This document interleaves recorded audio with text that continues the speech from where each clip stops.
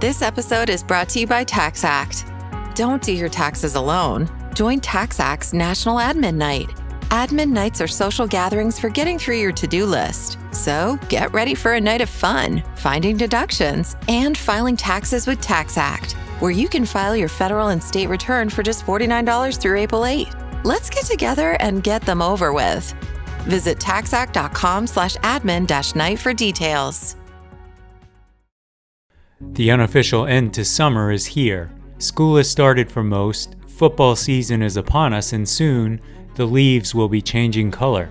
At the DSR Network, we remain as busy as ever with a full slate of podcasts scheduled for the fall. In the coming weeks, we'll be launching 2 new shows with new hosts, creating even more content for our members. Members receive an ad-free listening experience, an evening newsletter, an invitation to join the DSR Slack community, bonus content, and more. Best of all, if you become a member in the month of September, you'll receive 20% off the normal membership price. Visit thedsrnetwork.com/buy and enter code SCHOOL at checkout. That's thedsrnetwork.com/buy and code SCHOOL. Thank you for your support.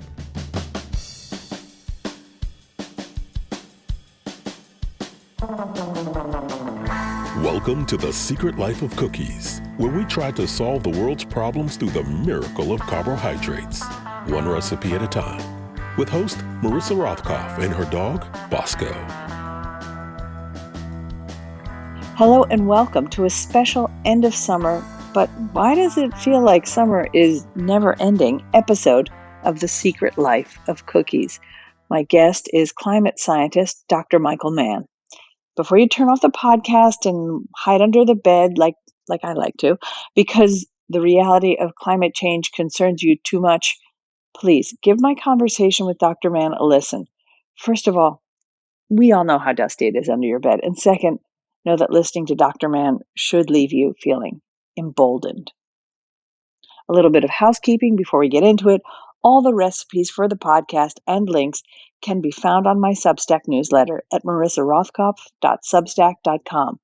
You can support my work with a subscription for $5 a month, or if that's not possible yet, you can subscribe for free. And please don't forget to join Deep State Radio as a member for special perks. Either way, I am grateful for your support. Hello and welcome to The Secret Life of Cookies. My guest today is Michael Mann, the Presidential Distinguished Professor and Director of the Penn Center for Science, Sustainability, and Media, and author of 6 books, the latest being, coming out in September, Our Fragile Moment, How Lessons from the Earth's Past Can Help Us Survive the Climate Crisis. It's an amazing book, a book that everyone should read. And I hope everyone does. It may be in bits and fits and starts, chapter by chapter, just small bites, but it's an important book. And I would say, I'm going to ask you the question that I, as someone who teaches people how to do interviews, never to ask, but I'm going to start that way. Which is, and I'll probably give you the answer that you're never supposed to give, so we'll be even. Which is, why did you write this book? It's the absolute death knell of all questions. But I just want to hear a quick answer on that. I think it's a decent question. I have to say, by the way, that of all of the interviews that I've scheduled for this book, yours is by. The title of your podcast is by far the most tantalizing, and I'm looking forward to hearing more about what's behind that. But I realize that that's not the topic of our conversation today. We'll get there in a second when I transition to a different question. But tell me, just quickly, how did this? I know why this book came about because I know what's going on in the world. But why this topic right now about doom and gloom? Yeah. So, my last book was sort of about that in a sense, but it was really about the politics of the climate crisis, the politics of climate denialism, but as we evolve past denial, because you can't be alive today watching the news or reading the newspaper and credibly deny what's happening. We can all see it. And so denial isn't credible anymore. And yet, we never thought that the fossil fuel companies and those promoting them would just roll over, would just lie down. They're not doing that. They've moved to other tactics. And it includes delay and division and distraction, deflection, all those D words. And one of those D words is doom or despair mongering. Ironically, because if they can convince us it's too late to do anything now, it potentially leads us down that same path of inaction as outright denial, right? And what's so pernicious about that is they're really targeting and weaponizing well-intentioned people who would otherwise be on the front lines, but trying to convince them that there's no purpose to that. There's no hope, and there's no reason to do anything other than to enjoy it. Enjoy the ship while it goes down. And just to finish the point, because I can already see you've got follow-up questions, and so I realized that paleoclimate, something I hold very dearly. It was sort of my bread and butter as a young scientist. It's where I really got my start as a scientist in the world of paleoclimate and the hockey stick curve that we published 25 years ago. And so it's sort of getting back to my roots. But one of the things I realized was that paleoclimate was being abused. It was being misrepresented, and not just by the climate deniers who have misrepresented climate, data and climate science for years, but by doomers who will point to past extinctions, for example, and say, this is what's happening today, and there's nothing we can do to stop it. And so I realized that the science that I hold dear was being misrepresented, was being abused to service this agenda of sort of doomism and despair. And I sort of thought, this is the book that I have to write. At this point in time, this is the book I need to write. Thank you for that, for indulging me in that question. And I'm glad I asked it, because it's a very solid answer. Because right now, I know, first, the thing I wanted to jump in and say was, I just wanted to wish I would have been in that meeting with Shell or BP or whomever who's like, you know what we should do? Let's just own this doom stuff and just go with it. Because that has to have been the way it went, right? They have given their public relations people the go ahead to go and do that. And it's terrifying. But we all know, okay, many of us agree that climate science and climate impact is real right now.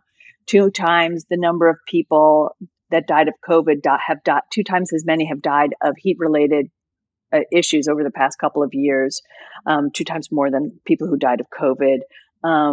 It's hard not to see on the news this past couple of weeks. We've had, because we were recording this on the day before Labor Day weekend. We've had Idalia. We've had what's gone on in Hawaii, among other things. And that's just here in our own country. And those of us who traipsed off to other parts of the globe this summer to visit, let's say, in my case, Roman ruins. It was 104 degrees on the Palatine Hill, and it was really hard to take, and I'm reasonably fit. Yeah.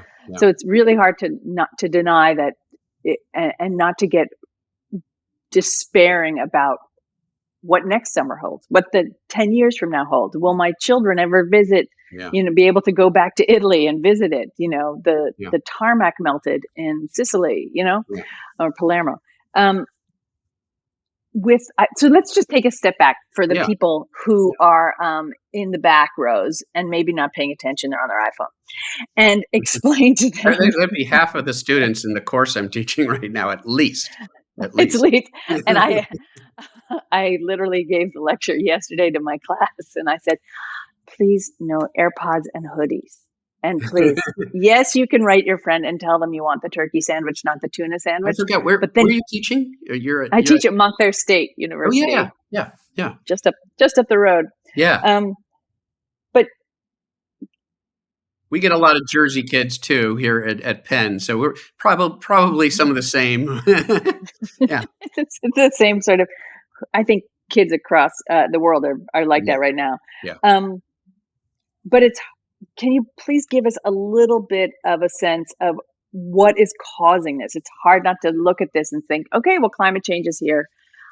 What has caused what has happened this summer that we've yeah. seen?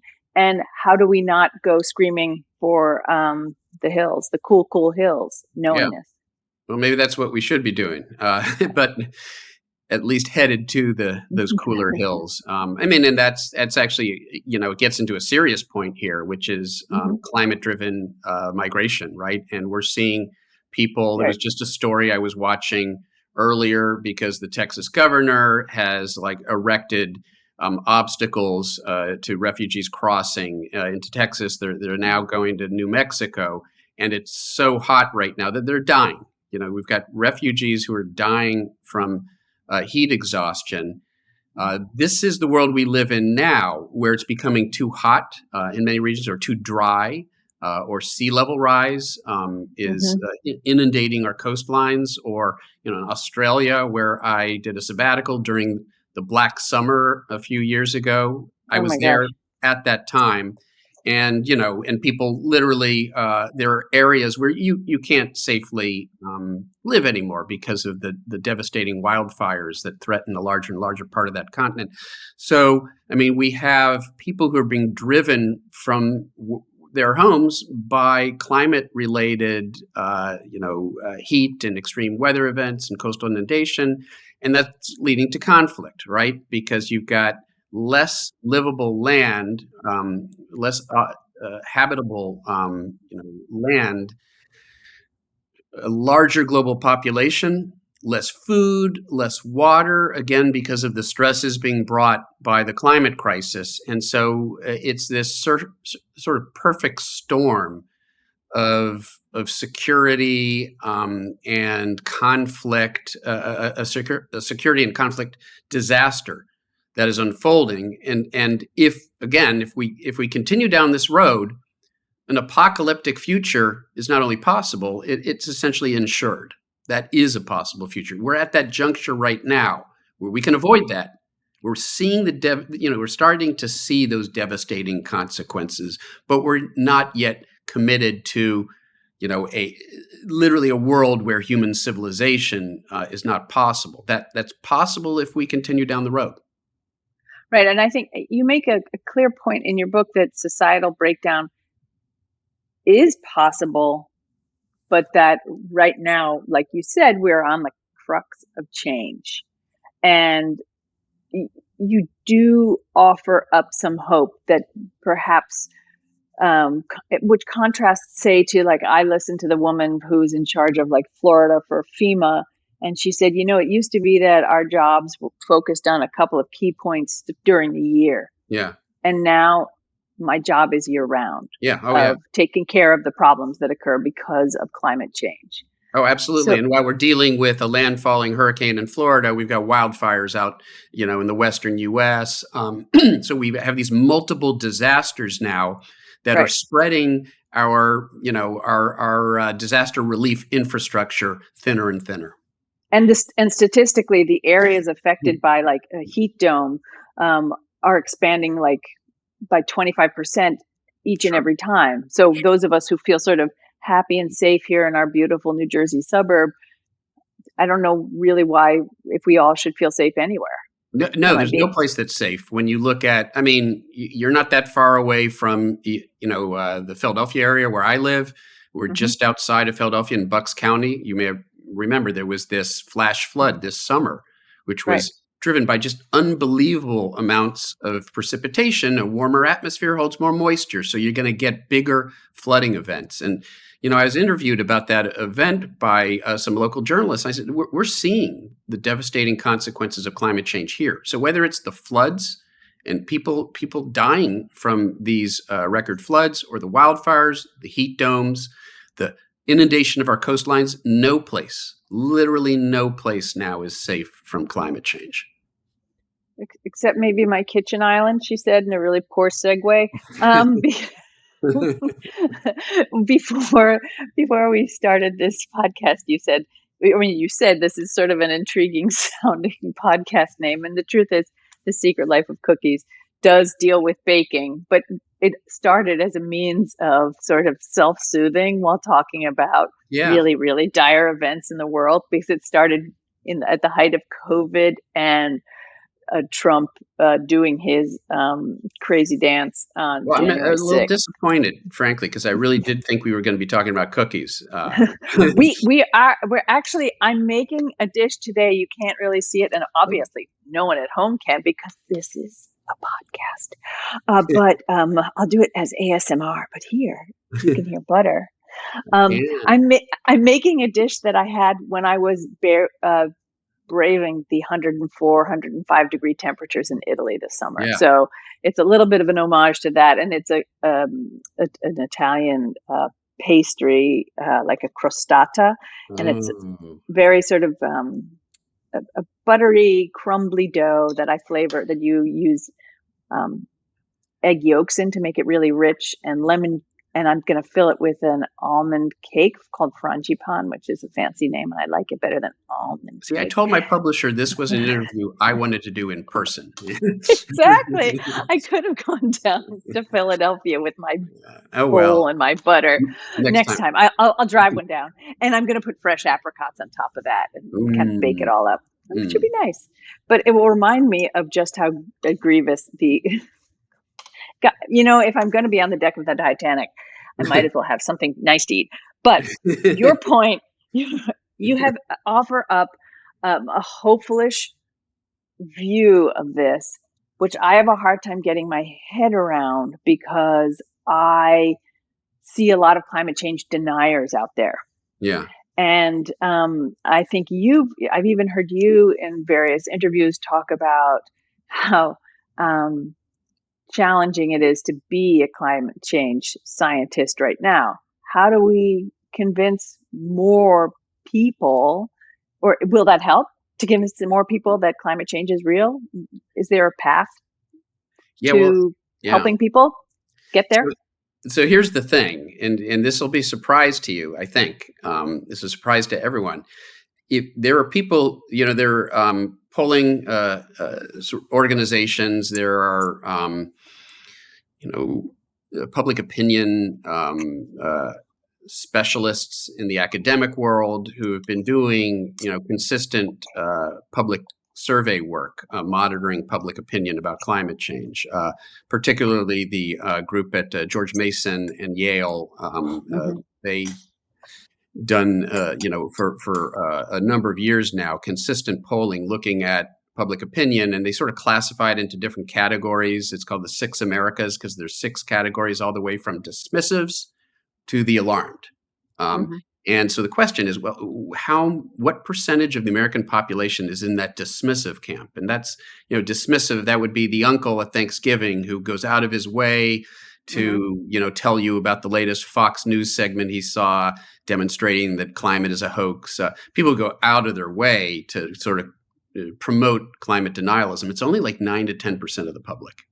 You would think it's a much bigger chunk, 30% or more. In fact, if you ask most people what's the percentage in the public who are like that, they'll give you numbers like 30% or so. And that gulf has been maintained by a deliberate disinformation campaign intended to make you think that denialism is far more prevalent than it really is. And on social media, it's really easy, right, to use bot armies to flood Twitter, especially Elon Musk's X, which is very user-friendly to petrostates who helped fund his buyout, like Russia and Saudi Arabia, and are now and can now run free with misinformation and disinformation that is intended to make you think that there are a whole lot of people out there who deny it, because the more you think that people around you deny it, the less you are likely to engage with them on climate out of fear that it will create conflict.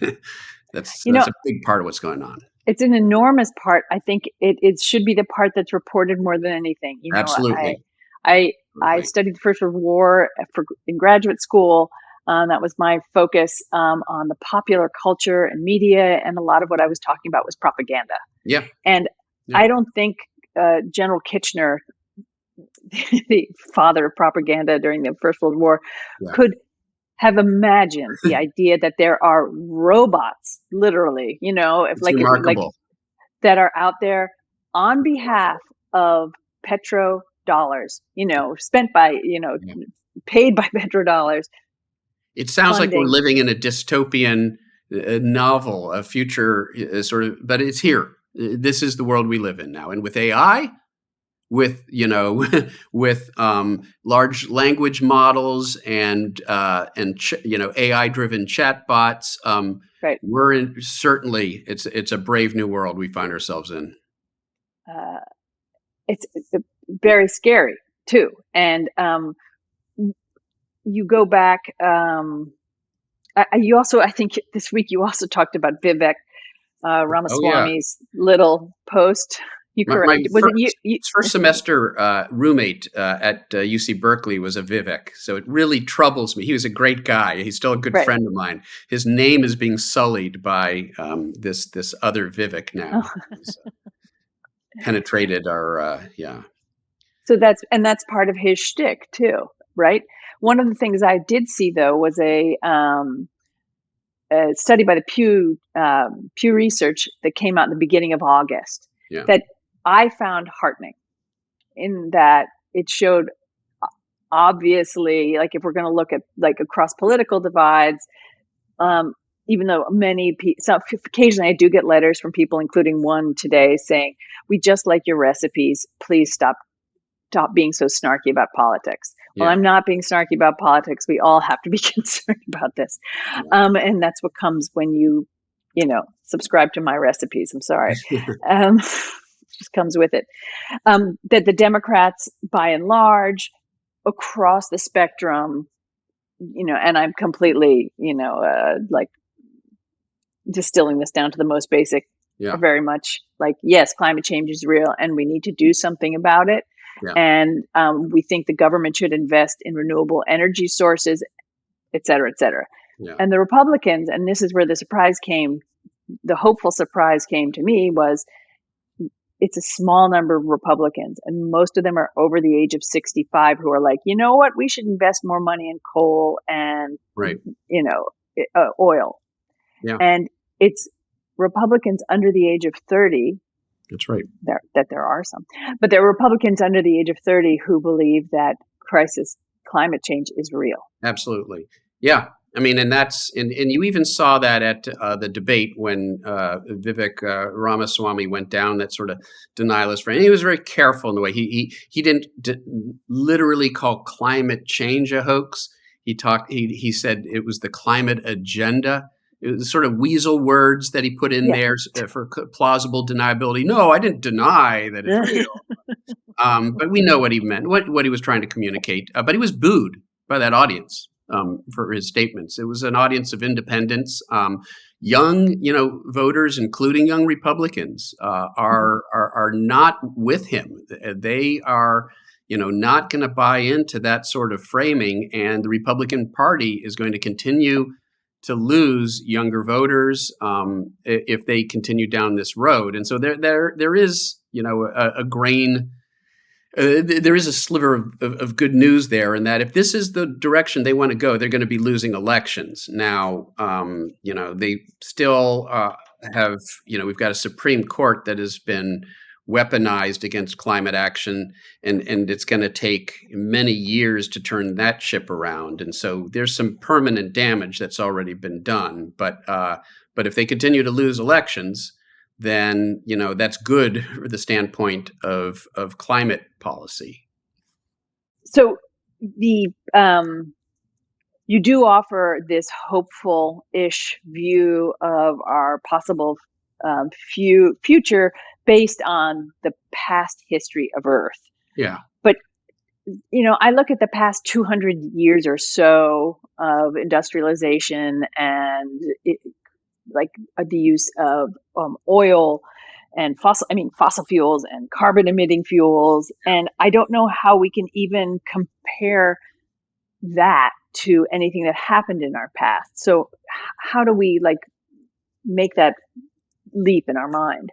Yeah, and so there is this, and if I would say there's a recurring theme in the book of this Hmm. sort of tussle between elements of fragility and resilience, because you can find examples of both in the paleoclimate record, and so it's a cautionary tale. Um, Hmm. some of the fears that have been promoted that we, for example, have already warmed the planet to the point where we've released massive amounts of methane from the permafrost, and there's nothing we can do to stop that. Right. What I show, and often the argument is made that, well, because we have examples of that having happened in the past, like the end Permian extinction, sometimes called the Great Dying. Um, Hmm. and so what I show is that that's not what happened back then. It's not what's happening right now. And these scenarios of like runaway warming from massive amounts of methane, it's not supported by the past climate record, and it's not supported by the measurements that we're making today. The truth is bad enough is another recurring theme, and the truth is that we are putting carbon into the atmosphere through fossil fuel burning at a faster rate than has ever happened in the past. And Right. so there isn't a perfect analog when it comes to what we're doing today. And so there are some things that we can rule out and say that worst case scenario that's just not objectively supported by the evidence, by the data. Hmm. But there's some pretty bad scenarios that are supported by the data. Again, if we continue down this road, if we don't reduce our carbon emissions pretty dramatically over the next 10 years, then we'll warm the planet. We start to get into that range of more than 3 degrees Fahrenheit warming of the planet. And then we really will start to see some irreversible impacts and things that are far worse than anything we've seen so far. And so what I say is we're not going to avoid dangerous climate change because it's already here. If you're in Maui, it's already here. If you're in Canada, where those wildfires have been burning all summer, it's already here. If you lost, loved ones in the floods that took place here in my home state of Pennsylvania, it's already here. So we're already seeing dangerous and deadly climate impacts, and it's a question of how bad are we willing to let it get. We can prevent the worst, but we can't prevent the damage because it's already occurred. So when you crawl into bed at night, I assume you sleep. What? Very little these What? days. You're very busy, but how do you lull yourself to sleep when you have all of this running around your head? And it sounds like a kind of flippant question, but the truth is, I have kids who are permanently worried about climate change, Yeah. who will make themselves flippant comments about, well, that doesn't matter because climate change is here. And these aren't kids who, aren't going to try and do something about it. They still are, but they feel like their future is doomed. So how do we get to sleep? Yeah, well, I count sheep. I count petrochemical dollars. Well, sheep are white and they're reflective, and so if we had a planet covered mostly in sheep, it would literally cool the planet back down. And so it shows that I'm always thinking of creative ways of solving the climate crisis, even when I'm trying to get to sleep. But no, I would have a difficult time sleeping if I'd come to the conclusion that it's too late, that we can't do anything, because then there would be no purpose to what I do every day, which is getting out there and trying to explain to people why there is still an opportunity to act.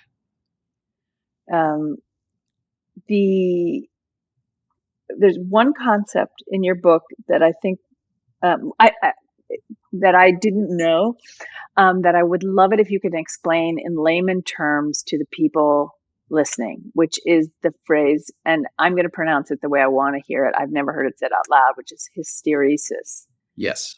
Which sounds like hysterical. That's why it does. Me. Which actually is a sort of a gender, yes. has sort of connotations of misogyny, and it's not a word I like very much, but it is the scientific term for better or for worse of the phenomenon we're talking about, hysteresis. Yeah.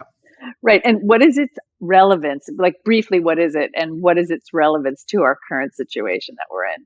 So the example I like to use, because I think we've all encountered this, like, those shower faucets, and you're trying to get the temperature just right, and you can't do it Yep. because, like, you turn Mhm. it in one direction, and then it gets too hot.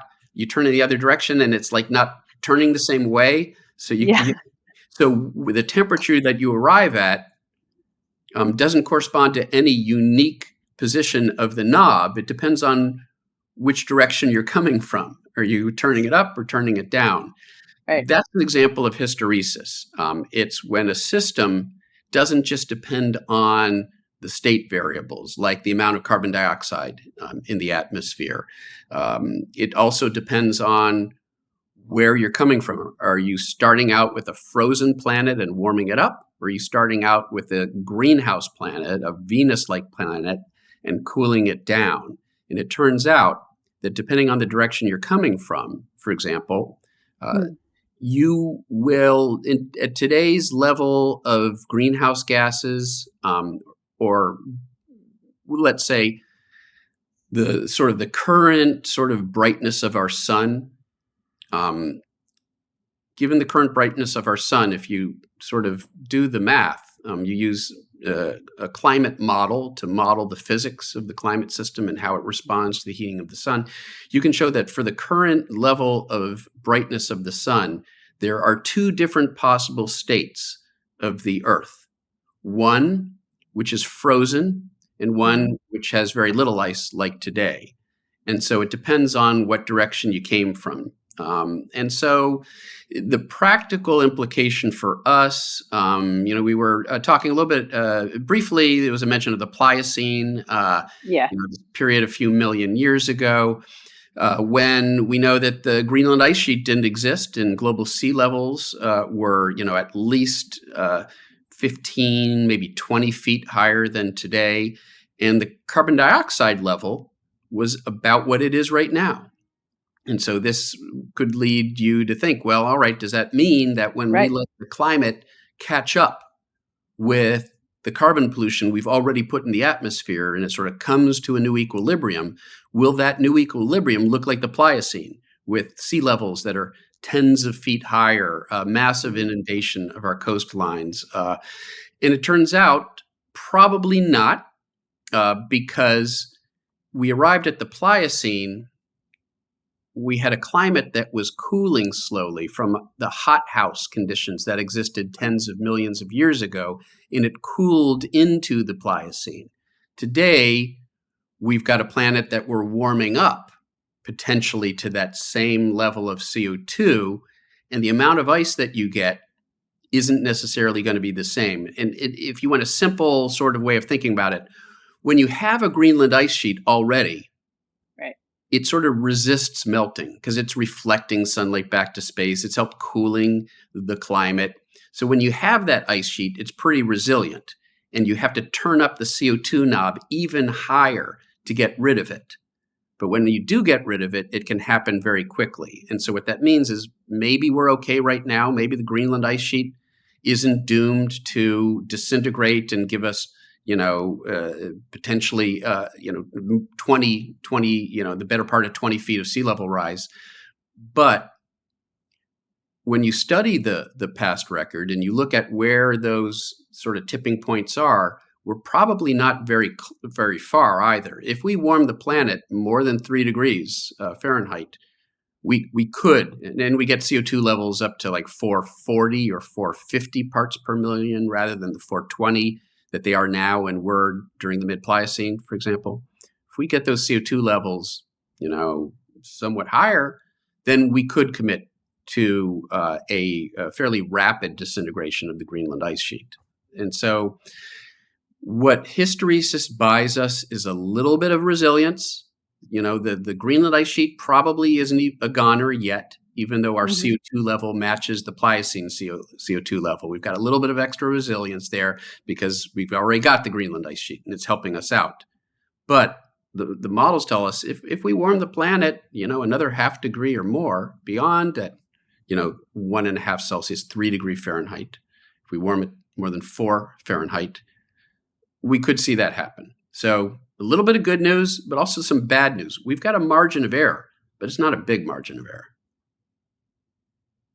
Okay. Thank you for explaining that. Now I do understand it much better now, and I hope other people out there as well kind of start to understand what the balance is there. Uh, Yeah.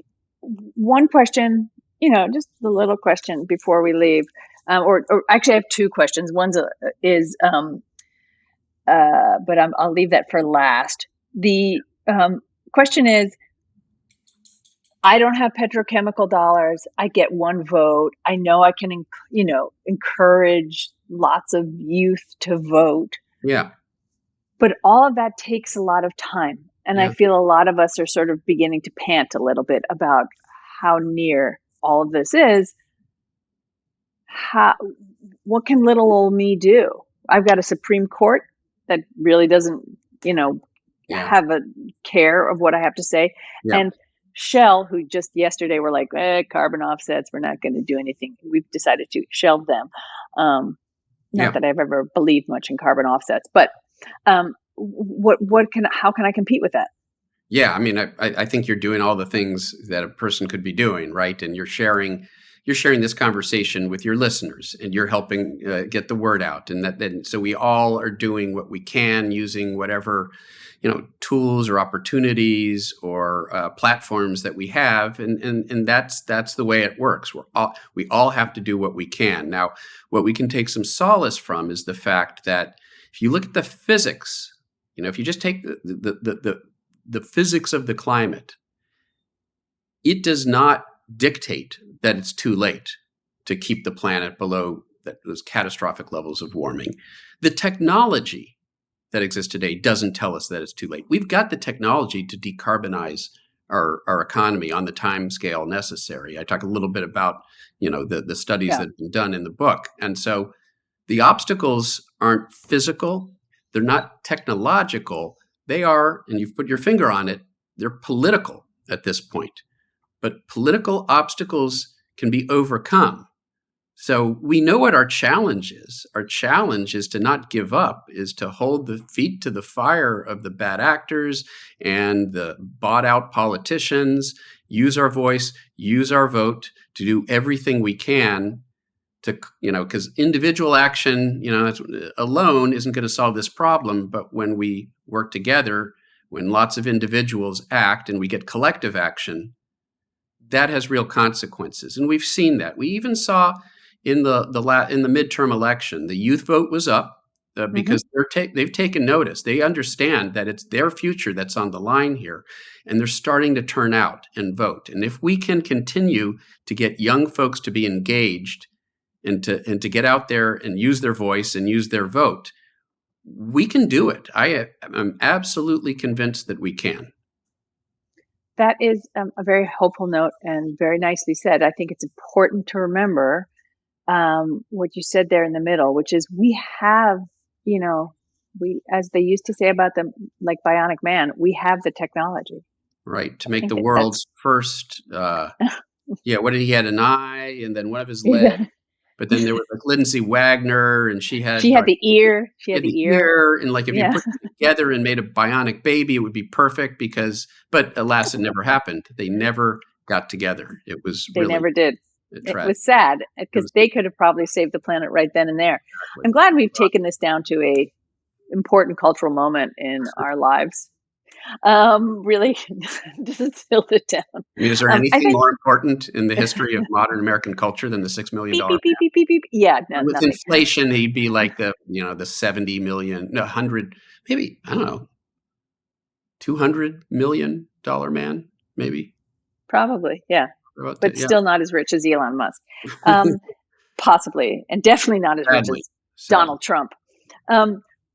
Just one possible. I thank you so much for being here. First of all, the same to you.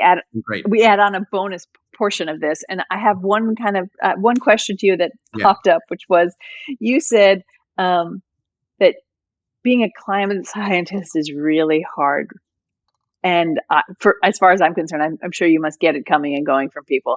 But being a public health scientist right now is worse. Why did you say that? Some of my best friends actually are, Peter Hotez is a good friend of mine, and he has been vilified for the public health messaging that he's been doing.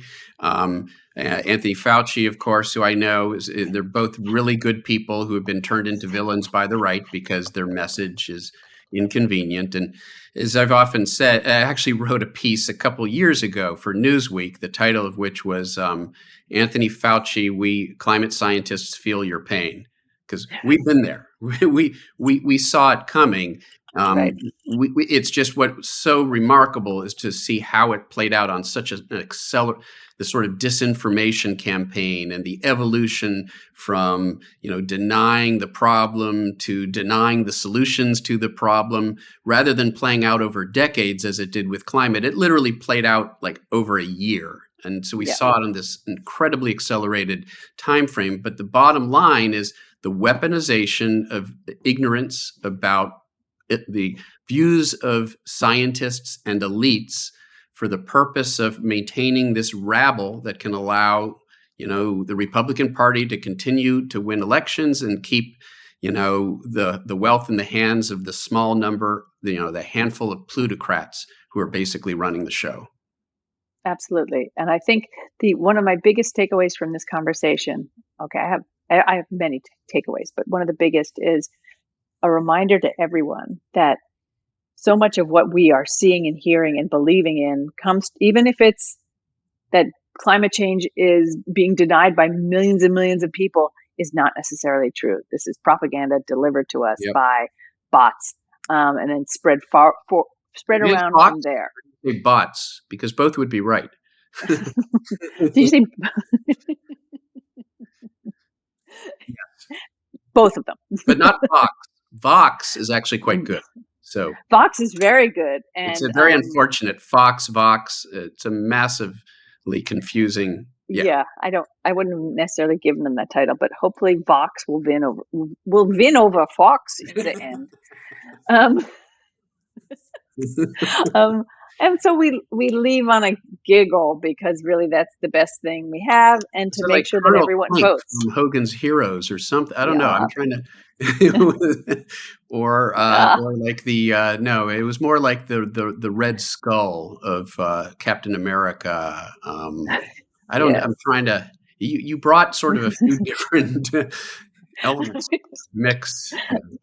I just try and make it understandable for people of my low cultural background. But I thank you so much. I'm sorry I can't share this crostata with you, but I thank you for sharing. Let's do it again sometime, and I would love to share in the crostata then, or whatever you're baking. I'll bake whatever you want. I have a feeling another good book is in you, because there are 5 that precede this one. I really, really, really encourage people, maybe people who don't even necessarily pick up books that are sort of science forward. This book is beautifully written, so everyone can understand it. And, I hope it's used in colleges everywhere. Well, thank you so much. It really means a lot. Thank you so much, and keep up the good work, as we say. You too. I look forward to staying in touch. Thank you for listening. You can pre-order Dr. Mann's book, Our Fragile Moment, wherever fine books are pre-ordered. And I highly recommend following him on the social media platform formerly known as Twitter, where his tweets are full of science and a touch of snark. You can find me at marissarothkopf.substack.com or Marissa Rothkopf Eats, or however I pronounce my name incorrectly, but it's Marissa Rothkopf Eats on Instagram.